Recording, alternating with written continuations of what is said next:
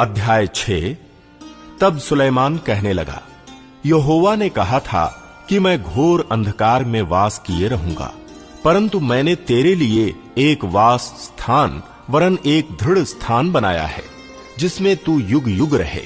तब राजा ने इस्राएल की पूरी सभा की ओर मुंह फेर कर उसको आशीर्वाद दिया, और इस्राएल की पूरी सभा खड़ी रही।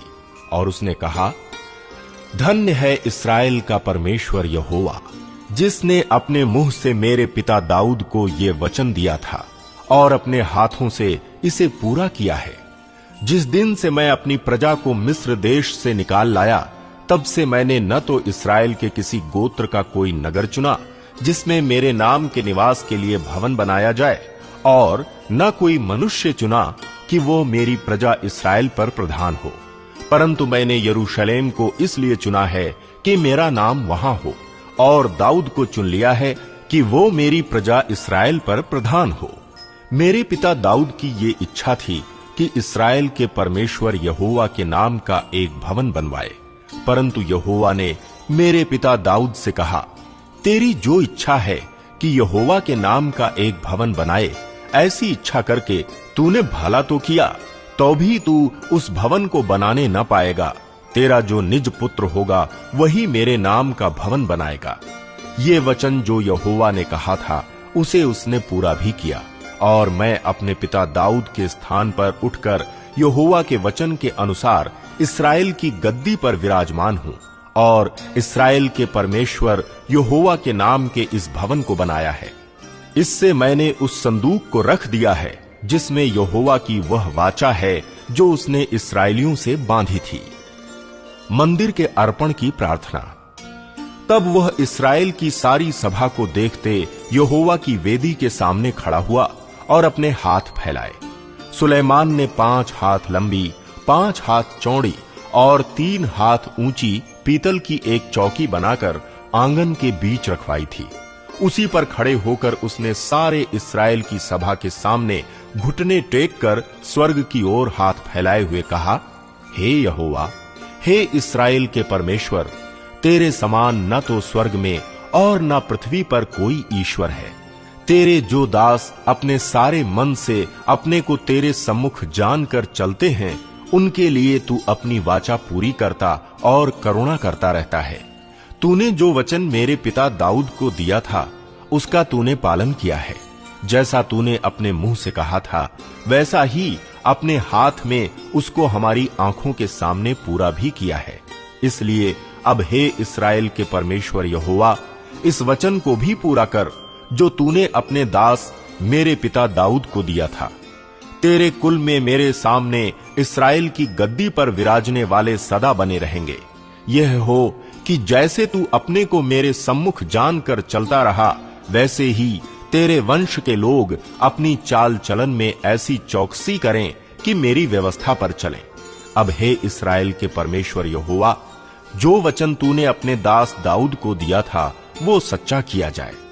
परंतु क्या परमेश्वर सचमुच मनुष्यों के संग पृथ्वी पर वास करेगा? स्वर्ग में वरन सबसे ऊंचे स्वर्ग में भी तू नहीं समाता, फिर मेरे बनाए हुए इस भवन में तू कैसे समाएगा? तो भी हे मेरे परमेश्वर यहोवा, अपने दास की प्रार्थना और गिड़गिड़ाहट की ओर ध्यान दे, और मेरी पुकार और ये प्रार्थना सुन जो मैं तेरे सामने कर रहा हूं। वो ये है कि तेरी आंखें इस भवन की ओर, अर्थात इसी स्थान की ओर जिसके विषय में तूने कहा है कि मैं उसमें अपना नाम रखूंगा, रात दिन खुली रहे, और जो प्रार्थना तेरा दास इस स्थान की ओर करे उसे तू सुन ले। अपने दास और अपनी प्रजा इस्राएल की प्रार्थना जिसको वे इस स्थान की ओर मुंह किए हुए गिड़गिड़ा कर करें, उसे सुन लेना। स्वर्ग में से जो तेरा निवास स्थान है सुन लेना और सुनकर क्षमा करना। जब कोई मनुष्य किसी दूसरे के विरुद्ध अपराध करे और उसको शपथ खिलाई जाए, और वो आकर इस भवन में तेरी वेदी के सामने शपथ खाए, तब तू स्वर्ग में से सुनना और मानना, और अपने दासों का न्याय करके दुष्ट को बदला देना, और उसकी चाल उसी के सिर लौटा देना, और निर्दोष को निर्दोष ठहराकर उसके धर्म के अनुसार उसको फल देना। फिर यदि तेरी प्रजा इस्राएल तेरे विरुद्ध पाप करने के कारण अपने शत्रुओं से हार जाए और तेरी ओर फिरकर तेरा नाम माने और इस भवन में तुझसे प्रार्थना करें और गिड़गिड़ाएं, तो तू स्वर्ग में से सुनना और अपनी प्रजा इस्राएल का पाप क्षमा करना और उन्हें इस देश में लौटा ले आना जिसे तूने उनको और उनके पुरखाओं को दिया है। जब वे तेरे विरुद्ध पाप करें और इस कारण आकाश इतना बंद हो जाए कि वर्षा ना हो, ऐसे समय यदि वे इस स्थान की ओर प्रार्थना करके तेरे नाम को माने और तू जो उन्हें दुख देता है इस कारण वे अपने पाप से फिरें, तो तू स्वर्ग में से सुनना और अपने दासों और अपनी प्रजा इस्राएल के पाप को क्षमा करना। तू जो उनका वो भला मार्ग दिखाता है जिस पर उन्हें चलना चाहिए, इसलिए अपने इस देश पर जिसे तूने अपनी प्रजा का भाग करके दिया है पानी बरसा देना। जब इस देश में अकाल या मरी या झुलस हो या गेरुई या टिड्डियां या कीड़े लगें या उनके शत्रु उनके देश के फाटकों में उन्हें घेर रखें या कोई विपत्ति या रोग हो, तब यदि कोई मनुष्य या तेरी सारी प्रजा इस्राएल जो अपना अपना दुख और अपना अपना खेद जानकर और गिड़गिड़ाहट के साथ प्रार्थना करके अपने हाथ इस भवन की ओर फैलाए, तो तू अपने स्वर्गीय निवास स्थान से सुनकर क्षमा करना और एक एक के मन की जानकर उसकी चाल के अनुसार उसे फल देना। तू ही तो आदमियों के मन का जानने वाला है कि वे जितने दिन इस देश में रहें जिसे तूने उनके पुरखाओं को दिया था, उतने दिन तक तेरा भय मानते हुए तेरे मार्गों पर चलते रहे। फिर परदेशी भी जो तेरी प्रजा इस्राएल का ना हो, जब वो तेरे बड़े नाम और बलवंत हाथ और बढ़ाई हुई भुजा के कारण दूर देश से आए और आकर इस भवन की ओर मुंह किए हुए प्रार्थना करे, तब तू अपने स्वर्गीय निवास स्थान में से सुने और जिस बात के लिए ऐसा परदेशी तुझे पुकारे उसके अनुसार करना, जिससे पृथ्वी के सब देशों के लोग तेरा नाम जानकर तेरी प्रजा इस्राएल के समान तेरा भय माने और निश्चय जाने कि ये भवन जो मैंने बनाया है वो तेरा ही कहलाता है।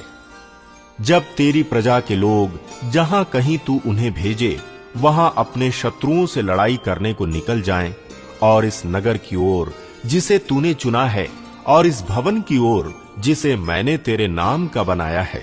मुंह किए हुए तुझसे प्रार्थना करें, तब तू स्वर्ग में से उनकी प्रार्थना और गिड़गिड़ाहट सुनना